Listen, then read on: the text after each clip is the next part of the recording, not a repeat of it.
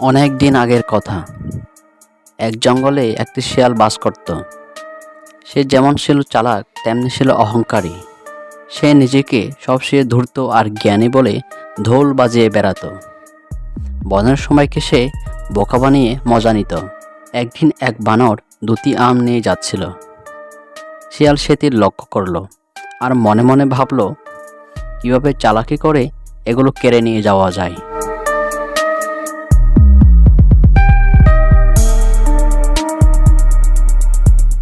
ভাইয়া কোথায় যাচ্ছ? ওহে শিয়াল ভাইয়া, আমি আমার সন্তানদের কাছে যাচ্ছি। ওদের জন্য দুটি আম নিয়ে যাচ্ছি। এ কি বলছো? তুমি জানো না কি হয়েছে? একথা শুনে বানর শঙ্কিত হলো আর জিজ্ঞাসা করলো, কি হয়েছে? বুঝেছি, তুমি হয়তো জানো না।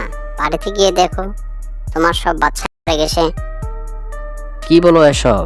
এটা হতেই পারে না, আমি একটু আগেই ওদের দেখে এসেছি। চালাক শিয়াল তখন বলল, বিশ্বাস না হলে গিয়ে দেখো, তোমার বাচ্চা মরে গেছে তো আমার কি?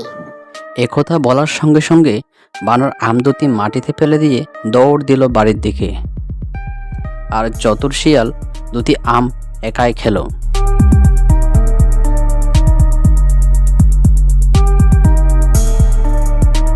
বাড়িতে গিয়ে বোকা হয়ে গেল বানরটি। সে দেখে তার বাচ্চারা উঠোনে খেলছে। সে বুঝতে পারেনি শিয়াল তার সাথে চালাকি করেছে। যাই হোক, সুযোগ এসে চতুর শিয়ালকে শিক্ষা দেবে বলে প্রতিজ্ঞা করল। কদিন পর দৈত্য শিয়াল গভীর বনের মধ্যে দিয়ে হাঁটছিল। হঠাৎ সে দেখতে পায় কয়েকটি কুমির ছানা খেলা করছে। শিয়ালের খুব লোভ হলো। সে কুমির ছানাগুলোকে খেতে চাইল। তাই সে কুমিরের সঙ্গে ভাব জমাতে এগিয়ে গেল। আরে কুমির ভাই, কেমন আছেন? আর আসে কি ভাই, বাচ্চাদের নেই আর পারছে না। ওদের রেখে শিকারেও যেতে পারছে না। অন্য পশুরা যদি খেয়ে নেয়। শিয়াল এবার মুচকি হেসে বলল, অযথায় চিন্তা করছো। জানতো আমি আসি এখানে, দেখি কে খেতে আসে ওদের। আপনি নিশ্চিন্তে শিকারে যান। কুমির মশাই ধূর্ত শিয়ালের চালাকি ধরতে পারল না। সে শিয়ালকে রেখে শিকারে চলে যায়। কুমির ফিরে এসে দেখে বাচ্চাও নেই, শিয়ালও নেই। তখন কুমির মনে মনে প্রতিজ্ঞা করে, সুযোগ বুঝে তোর ঘাড় মদ খাবো আমি। শিয়ালের চাতকারিতায় সবাই অতিষ্ঠ হয়ে গেছিল। সবাই মিলে শিয়ালকে শাস্তি দেওয়ার কথা ভাবল। গিয়ে দেখে বাঘের দুটি বাচ্চা সেখানে খেলা করছে। খাওয়া শেষ হওয়ার আগেই বাঘ সেখানে চলে এলো। এবার শিয়াল তো পড়ল মহাবিপদে। পালাবে কিভাবে? কিন্তু বাঘ গুহায় ঢুকে কিছু বুঝে ওঠার আগেই শিয়ালটি দিল বড় দৌড়। এরপর বাঘও পিছু পিছু দৌড়াতে লাগলো।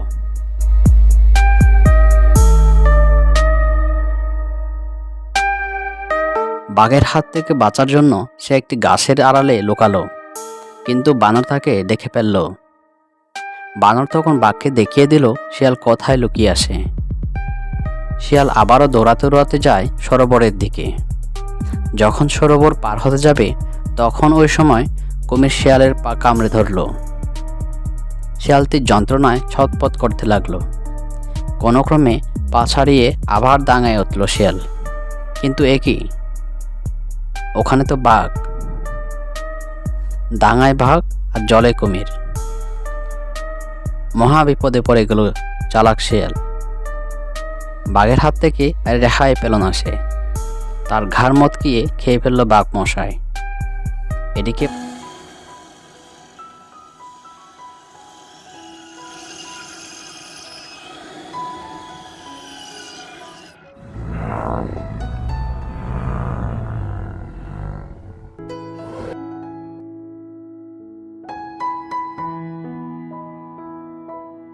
বাবারে বাবা, কত বড় দৈত্য দানব কিংকং! আর পাশে দেখ, ওগুলো কি? কতগুলো মাংস!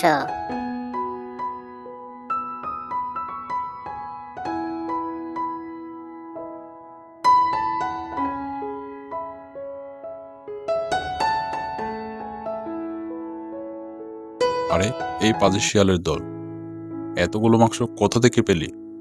চুরি করিসনি তো আবার? না মামা, এগুলো তো আসার সময় এনেছি।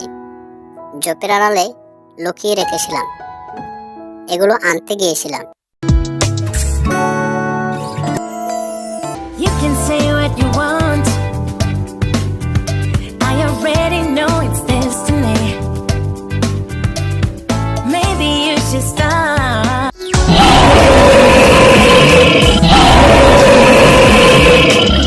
আরে, এতে কিসের শব্দ?